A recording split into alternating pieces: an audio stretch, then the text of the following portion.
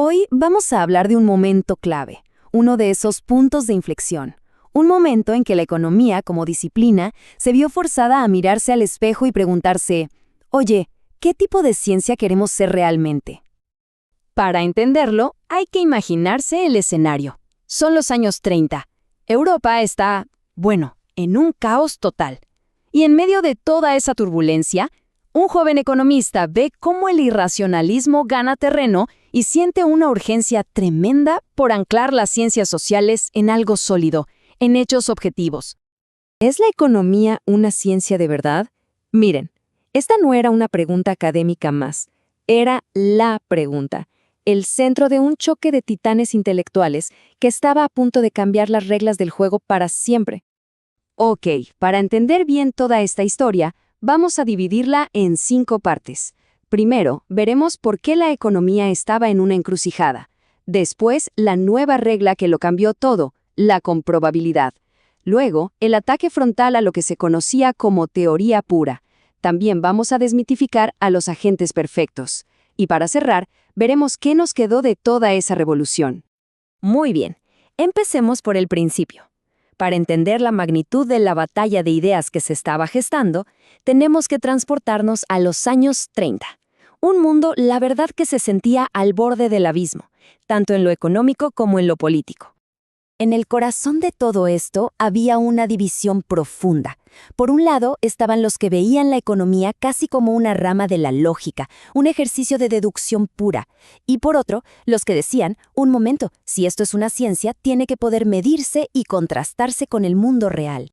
Y es justo en medio de este acalorado debate que aparece nuestro protagonista, Terence Hutchison. Él llega y pone sobre la mesa una propuesta, una regla de juego muy simple, pero revolucionaria, para distinguir lo que es ciencia de lo que es pura especulación. Y aquí está el concepto clave que él impulsó, una proposición empírica. Suena complicado, pero la idea es bastante directa.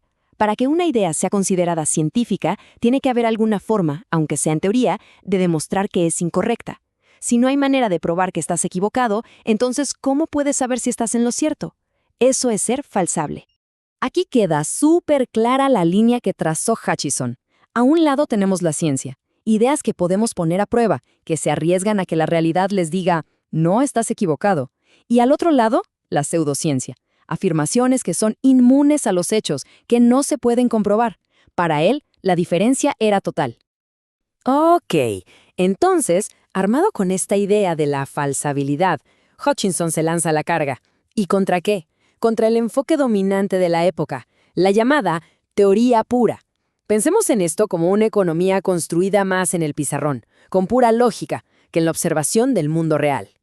Su crítica fue demoledora. Decía, primero, que estas teorías eran como las matemáticas, tautologías. O sea, son ciertas por definición, pero no nos dicen nada nuevo sobre el mundo. Segundo, que sus términos no se referían a cosas reales, sino a relaciones entre conceptos. También criticó que se basaban en la introspección, en el yo creo que la gente haría esto, lo cual no es muy científico que digamos. Y el golpe final, que usaban trucos para ser imposibles de refutar. Y uno de esos trucos que le molestaba especialmente era la famosa cláusula ceteris paribus, que significa manteniendo todo lo demás constante. Hutchison argumentaba que esto se usaba como un escudo. Si los datos no cuadraban con la teoría, siempre se podía decir, es que algo más cambió. Y así, la teoría nunca podía ser refutada. Pero la crítica de Hutchison no se quedó solo en el método. No, fue mucho más profundo. Se fue directo al corazón, al supuesto fundamental sobre el que se construía gran parte de la economía, la idea de cómo nos comportamos. La teoría dominante hablaba de la expectativa perfecta. ¿Qué significa eso? Pues que asumía que la gente y las empresas, o sea, los agentes económicos, lo saben todo. Precios presentes, futuros, gustos, todo. Hutchison dijo, un momento, esto es absurdo. La idea de un comportamiento racional perfecto solo tiene sentido en un mundo donde la gente tiene una bola de cristal. Y eso, pues, no es nuestro mundo. Y esta cita lo dice todo. Cuando llamamos a un inversor irracional, no es porque no quisiera ganar más dinero. Claro que quería. El problema es que esperaba ganar dinero de una forma que, en retrospectiva, fue una mala idea. El verdadero juego en la economía real no es ser un superordenador que maximiza todo, sino navegar en un mar de incertidumbre con información incompleta. Entonces, ¿cuál fue la solución que propuso Hutchison? Algo que hoy nos parece de sentido común, pero que en su momento fue radical. Dejen de suponer cómo actúa la gente desde un escritorio. Salgan al mundo, investiguen, recopilen datos y vean cómo nos comportamos de verdad. Llegamos al final del camino, y la pregunta es inevitable. ¿Qué pasó con todo esto? ¿Ganó Hutchison esta batalla? ¿Cuál fue el legado de esta lucha por definir qué es y qué debe ser la economía?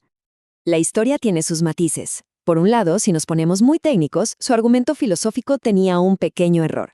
Una teoría puede ser perfectamente lógica, como las matemáticas, y aún así ser comprobable. Pero, y este es el gran pero, su triunfo fue otro. Logró instalar con fuerza la idea de la falsabilidad y, sobre todo, puso en tela de juicio el uso de estos supuestos poco realistas en los modelos económicos. Y es que, en realidad, el libro de Hutchison no fue la chispa que inició la revolución, fue más bien el manifiesto que le puso palabras a una revolución que ya estaba en marcha. Él no estaba gritando solo en el desierto, estaba articulando un sentimiento que muchos ya compartían. Porque no era solo él. Miren esto, en los años 30 y 40 estaban pasando un montón de cosas. Se empezaron a recolectar datos a una escala nunca antes vista. Nació la econometría moderna con sus técnicas estadísticas. Durante la guerra, campos como la investigación de operaciones crecieron muchísimo. Y después, la matematización se apoderó de todo. La economía se estaba volviendo una ciencia de datos, y Hutchison fue una voz clave en ese proceso. Al final, su gran legado fue cambiar el eje del debate. Gracias a su ataque, la discusión sobre si los supuestos eran realistas o no, sobre si somos agentes perfectamente racionales con información completa, se convirtió en una de las conversaciones centrales de la economía por el resto del siglo. Y esto nos trae de vuelta al presente, porque esa pregunta fundamental que él puso sobre la mesa, sobre los supuestos poco realistas en los que se basa la economía, bueno, esa es una pregunta que casi un siglo después sigue más vigente que nunca. ¿En qué supuestos, quizás poco realistas, se sigue basando la economía hoy en día? Es algo en lo que vale la pena pensar.